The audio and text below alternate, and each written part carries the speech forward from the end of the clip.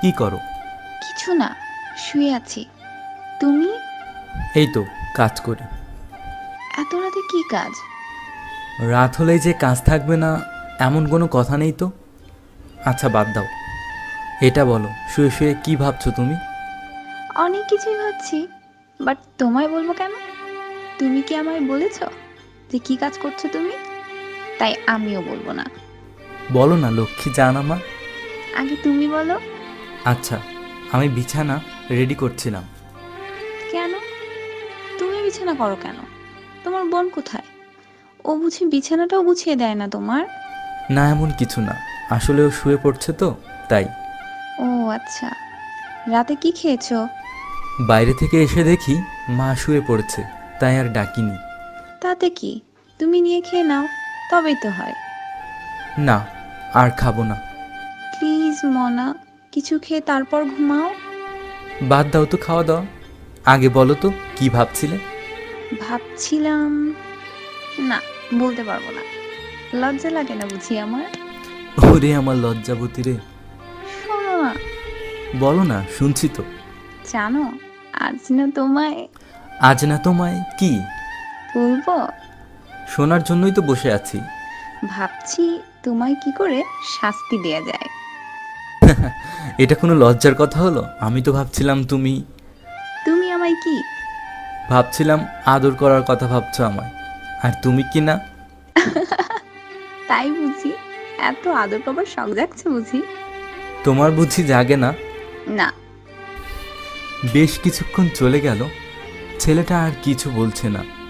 এদিকে মেয়েটা মেসেজ করেই যাচ্ছে। এই তো। এতক্ষণ কোথায় ছিলে শুনি? কোথায় আর, এখানেই তো আছি। যদি এখানেই থাকবে তবে রিপ্লাই দাও নাই কেন? কার সাথে চ্যাটে ব্যস্ত ছিলে আগে সেটা বলো। কার সাথে? আজব তো, তুমি না পারো বটে। বলবে কি না? কি বলবো?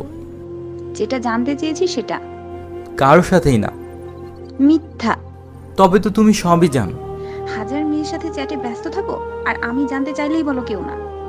আজকের পর তুমি আমার সাথে যোগাযোগ করার চেষ্টা করবে না, মনে থাকে যেন। তুমি অযথা ঝামেলা করছো। এটাকে অযথা বলে সময়কে সময় দিতে পারো, আর আমি চ্যাটে আসলে কিছুক্ষণ কথা বলেই ভ্যানিশ। বুঝি না ভাবছো? সবই বুঝি। নিহাত ভালোবেসে ফেলেছি, বিধায় সব মেনে নিই। কিন্তু এখন আর না, অনেক হইছে। এই বলে মেয়েটা রেখে দিল। 2 দিন হয়ে গেল, মেয়েটা আর কোনো যোগাযোগ করলো না।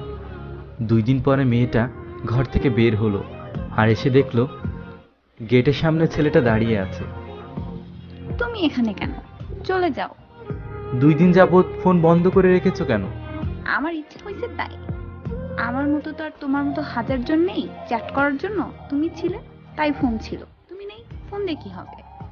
কেন এমন করছো?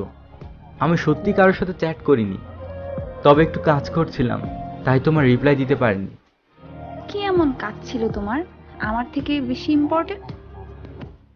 আমার চাকরির একটা অফার আসছিল, ভেবেছিলাম কাজটা হলে তোমায় সারপ্রাইজ দেব, কিন্তু তুমি তার আগেই সব এলোমেলো করে দিলে। এই যে আমার চাকরির অ্যাপয়েন্টমেন্ট লেটার, এখন আর এটা দিয়ে কি হবে? যার জন্য এত সব, সেই তো। সরি, আমি জানতাম না। তুমি কেন বললে না? আর আমি তোমায় না যেতে কত কিছুই না বলেছি। ধুর পাগলি মেয়ে, এমন বলছো কেন?